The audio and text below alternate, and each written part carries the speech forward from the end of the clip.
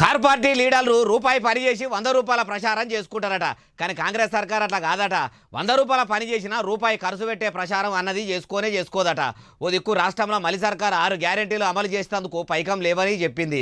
పక్క రాష్ట్రం మహారాష్ట్రలో ప్రకటనలు ఇచ్చేందుకు 100 కోట్లు ఖర్చు పెడుతుందని కార్ పార్టీ లీడర్లు అంటుంటే ఇట్లే వాళ్ళన్నారే బాలన్న అంటారా? ఈ నుండి మీరే వారు రూపాయి అభివృద్ధి చేస్తే 100 రూపాయల ప్రచారం చేసుకున్నారు. మేము ఇప్పటి వరకు 100 రూపాయల అభివృద్ధి చేస్తే రూపాయి ప్రచారం చేయలేకపోతున్నాం. కరెక్టే అయ్యా మంత్రి గారు, మరి మీరు చేసిన అభివృద్ధి ఏంది? మూసీ నదిలో మురికి సాగు చేస్తామని చెరువులు చెరబట్టి కుంటలు గుడిపి అడ్డగోలుగా అక్రమ ఇండ్లు ఫామ్ హౌజులు కట్టిన మీ లీడర్లను పక్కకు పెట్టి కాయ కష్టం చేసుకొని కడుపు మార్చుకొని మరి కష్టపడి ఇండ్లు కట్టుకుంటే పేదల ఇండ్లను కూలగొట్టుడా?